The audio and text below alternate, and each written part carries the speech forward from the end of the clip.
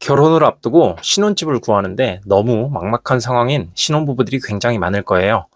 매매로 할지, 전세로 할지, 아파트로 들어갈지, 빌라에 살지 등등 정말 결정 내리기가 쉽지 않죠.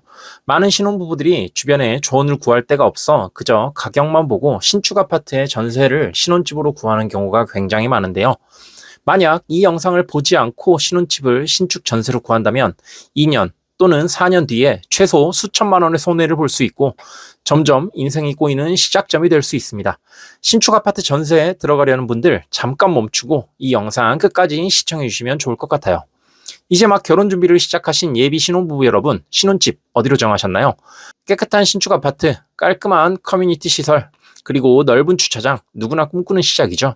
모델하우스처럼 예쁘고 아기자기한 신축 아파트 모습을 보면 여기서 시작하고 싶다는 생각이 절로 듭니다. 하지만 재테크 전문가들이 입을 모아 신축 전세는 독이 든 성배라고 말하는 이유 알고 계신가요? 오늘 그 무서운 진실을 딱 세 가지로 정리해 드립니다. 첫 번째 문제는 눈이 높아진다는 점이에요. 신축 전세의 가장 큰 함정은 내 경제적 수준보다 훨씬 높은 수준의 삶을 살게 된다는 겁니다. 대체적으로 신축 아파트 입주장엔 매매 가격 또는 주변 아파트 전세 가격에 비해 전세 가격이 매우 저렴해요. 전세 물건이 많이 나오기 때문에 아주 일시적으로 가격이 저렴한 물건들이 나오죠. 그래서 신혼부부의 예산에 맞춰 전세를 구할 수 있습니다. 다소 저렴한 가격에 신축의 깨끗한 환경과 넓은 주차장, 커뮤니티 시설까지 이용하다 보니 이보다 더 좋을 수 없죠. 하지만 문제는 여기에서 시작합니다. 실제 신혼부부가 가지고 있는 돈은 그리 많지 않을 거예요. 양가 부모님이 도와주셨다고 해도 그리 여유 있는 상황이 분명히 아니죠. 실제로 거의 모든 신혼부부가 모은 돈에 전세대출까지 더 받아서 전세를 구하겠죠. 이렇게 많은 돈을 끌어다가 신축 전세를 구하게 되면 여유 자금이 거의 없는 상황이 됩니다. 월급에서 생활비 빼고 경조사비 내고 아이 생기면 육아비 쓰고 그렇게 되면 현실적으로 돈을 모으기가 거의 불가능합니다. 그렇다면 전세 기간이 끝나고 다음 집을 구할 때 더 많은 돈을 빌려야 하거나 더 낮은 조건의 집으로 이사 가야 하는 상황이 오게 돼요. 자동차와 집은 한번 수준을 높이면 낮추기 어렵다는 말 들어보셨죠? 그만큼 집의 질을 낮춰서 이동한다는 게 정말 어렵습니다. 그러니 처음부터 신축 전세 들어가는 것을 신중하게 결정해야겠죠? 전세로 신축 아파트에 입주하는 순간 두 번째 문제가 발생합니다. 바로 신축 아파트 수준에 맞춰 가전과 가구를 구입하게 되는 거예요. 이게 생각보다 엄청난 돈이 들어가거든요. 저도 제가 살고 있는 신축 아파트로 이사 오면서 가전 가구를 새로 맞췄는데요. 몇 천만 원은 우습게 나가더라고요. 예를 들어 34평 신축 아파트 전세를 들어갔는데 내가 원룸 또는 투룸에서 쓰던 가전이 과연 어울릴까요? 그러다 보니 냉장고, 세탁기, 건조기, 식세기 등 새 가전을 사게 되고 소파와 식탁 등 가구도 거의 모두 새로 사게 됩니다. 아무리 아껴도 최소 2천만 원 정도는 쓰게 될 거예요.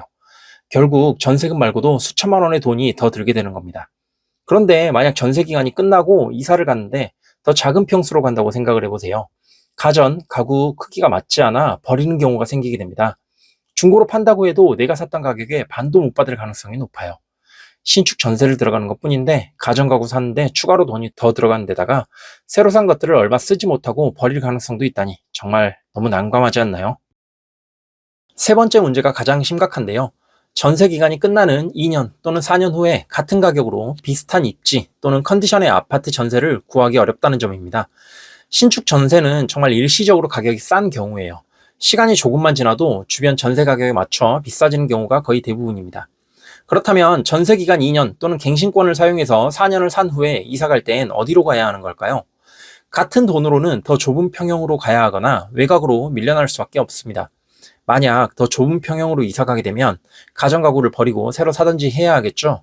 추가 금액이 또 들어가게 됩니다. 또는 신축 전세를 꼭 살아야 한다면 지금 사는 곳보다 외곽으로 가야 하는데 불편한 점이 한두 가지가 아닐 거예요. 결국 이러나 저러나 삶의 질이 확 떨어지게 된다는 점은 똑같습니다. 정리하면 첫 번째, 내 자산에 비해 높은 수준의 삶을 살게 되는 문제가 있고요.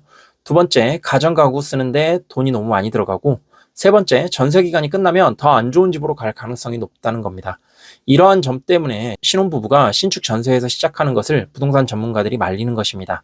신축 전세로 들어가는 순간 인생이 꼬일 수 있다는 거죠.